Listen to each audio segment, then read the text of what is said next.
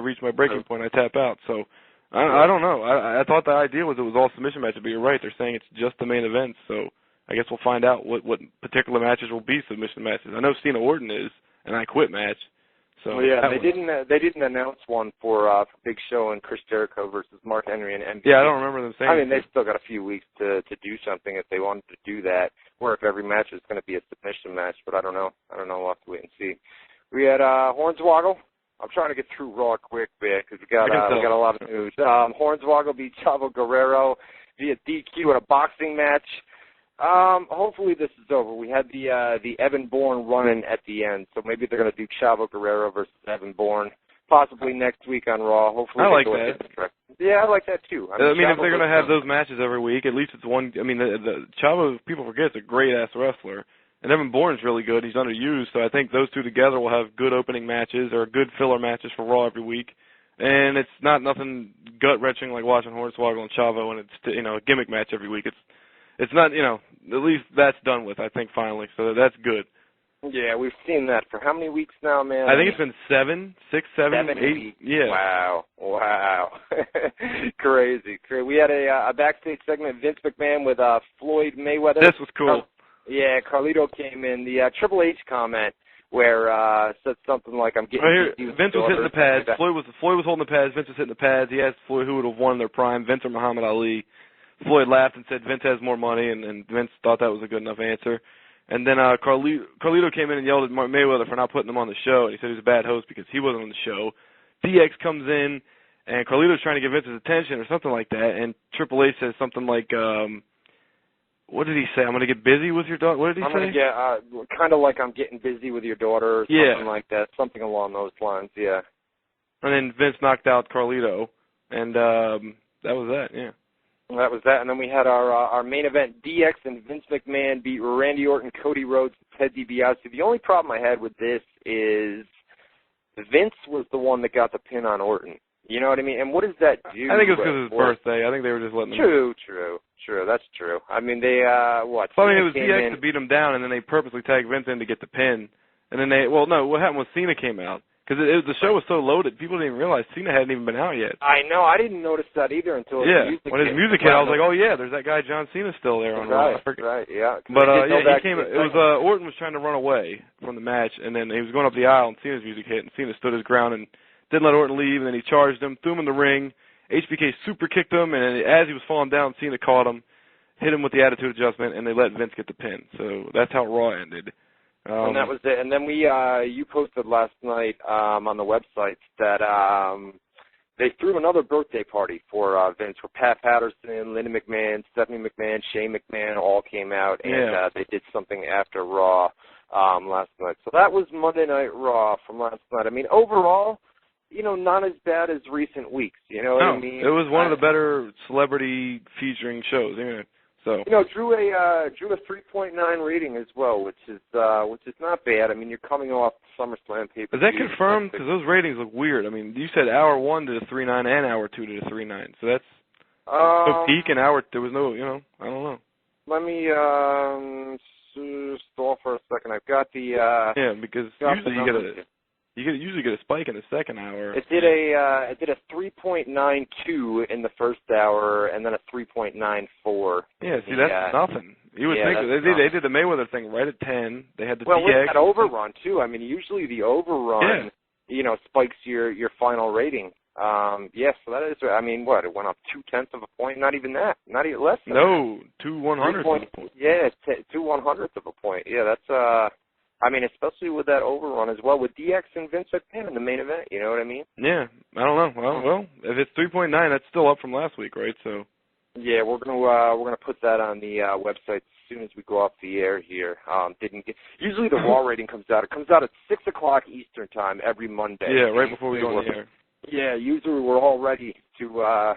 We've got everything set up, so we always have to post the Raw rating after we go off the air. But I got it ready to go. So as soon as we end here, we'll get that up on the website. But a 3.9 for last night's show. That's up from, was it a 3.8? 3.8 last week. Help me out. 3.8. That sounds about right. Yeah.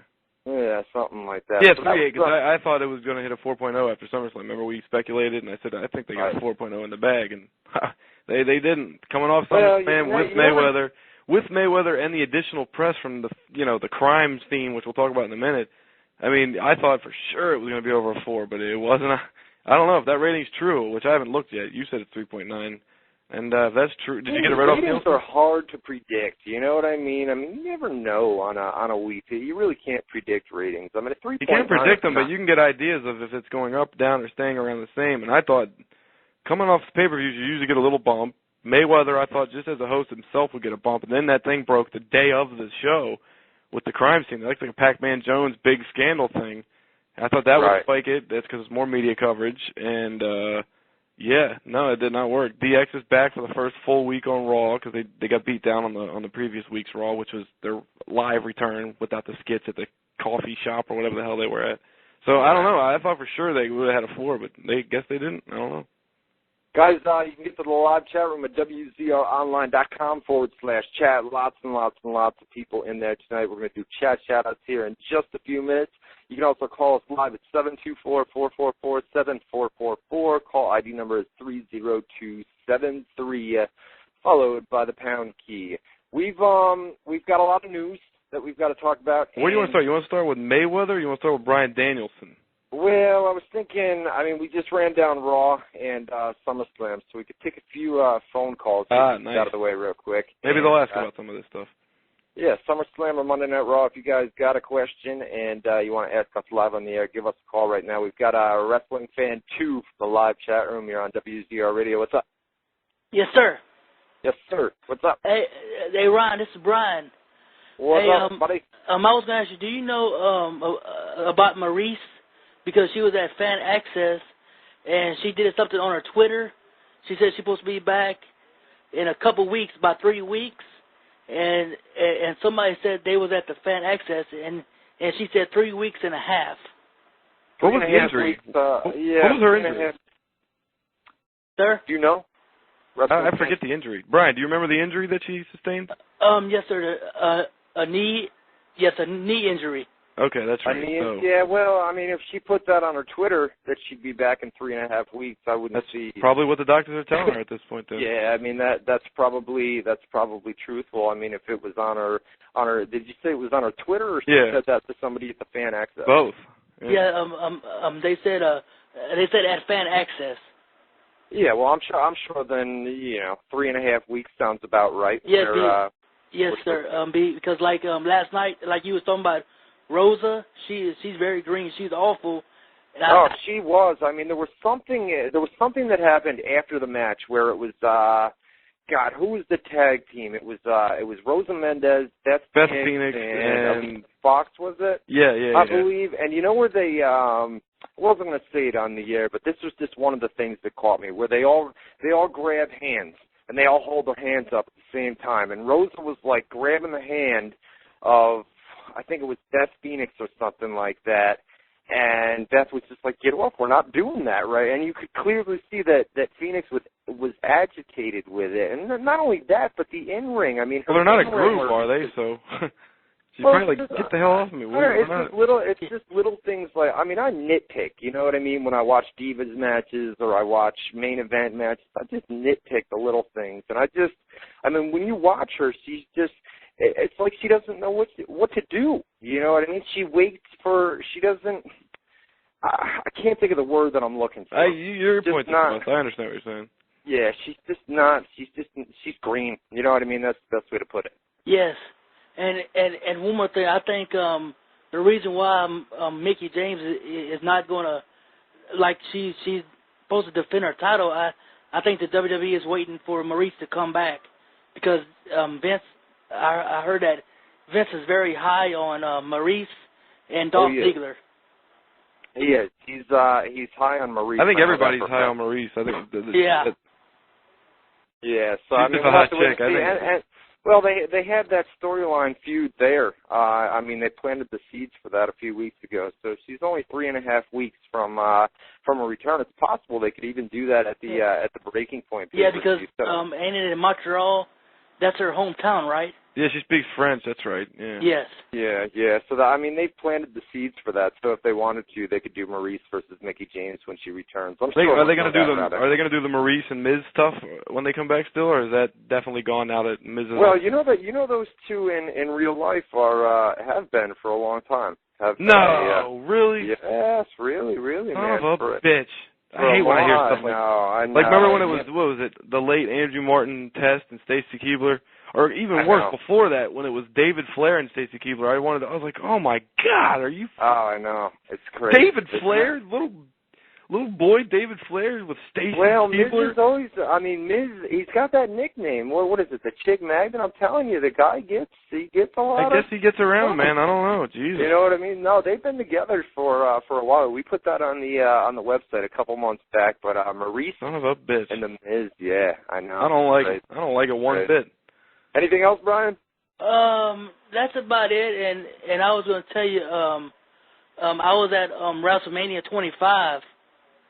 And it was a good show, and I'm also waiting for, like in TNA. Did you watch that TNA last week? How the Knockouts was putting down WWE divas. I didn't really like that because like Victoria and the rest of them, how they're shooting off against WWE.